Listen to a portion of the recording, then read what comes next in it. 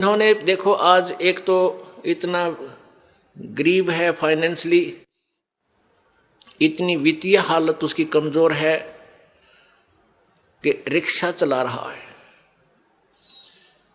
एक ऐसा है मजदूरी कर रहा है, एक रिक्शा चला रहा है, एक उसके अंदर विराजमान है, बैठा है। दोनों ही मनुष्य।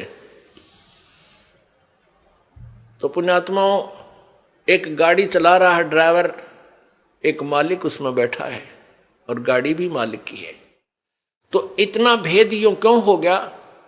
क्योंकि पिछले जन्म जन्मांतरों की जैसी भी जिनकी भक्ति शक्ति है, जितना भी जिन्होंने पुण्य किया हुआ है, वो आज आपको ज्यों का त्यों दे रखा है। जिन्होंने पीछे कोई पुण्य किया नहीं, वो आज कंगाल है और एक एक पैसे को मांगते फिर रहे हैं। अब कोई नहीं सुना है। अब देते को हर देत है। जिन्होंने दान किया उनके ठाट ठाट कर रखे हैं। छोटा सा बच्चा बिजनेस में लग जाता है और चारों तरफ से उसके पूरी प्रोग्रेस हो जाती है, विकास होता है, क्योंकि उसने पिछले जन्म में पुण्य कर रखे, वो भगवान दे ही देगा, उसमें टोटा होने ना दे उसके। तो इस प्रकार अब आप जो दान करोगे,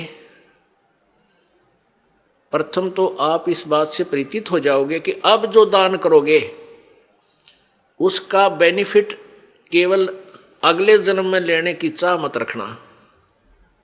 आप जो भी पुण्य करोगे या भक्ति करोगे, अपना जन्म मृत्यु का रोग कटाने के लिए ही करना।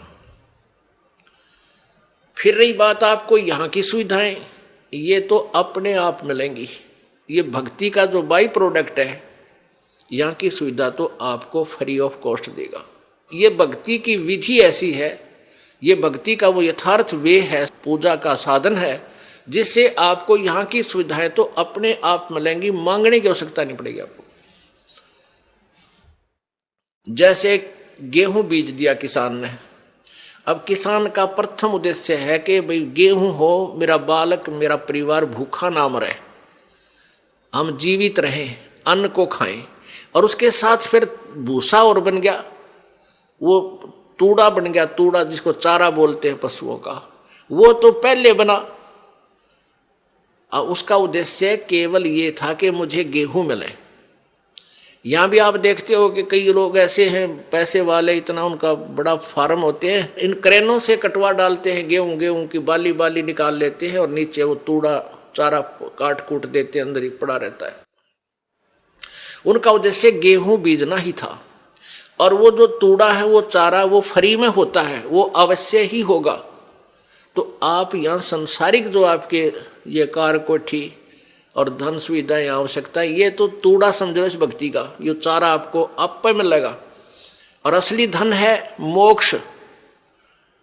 जो बाली है वो गेहूं समझो मोक्ष है। हमारा उद्देश्य मोक्ष प्राप्ति रहना चाहिए, ना कि वो चारा ही प्राप्त करना। अगर चारा उद्देश्य रहेगा तो आप परिपक्व नहीं होने दोगे उस फसल को, गेहूं को, और कच्चे कोई पशुओं को डालकर आप भूखे मर जाओगे, कंगाल हो जाओगे। इसलिए हमने इस प्रोसीजर को पूरी तरह समझना है और वो समझाने के लिए आपको यहां बुलाया जाता है। अब बताओ, हमने आपको यहां बुलाकर क्या क्या कराना है? कोई काम नहीं, कोई सेवा नहीं। सेवा तो हम आपको तैयार करें पावा सारी।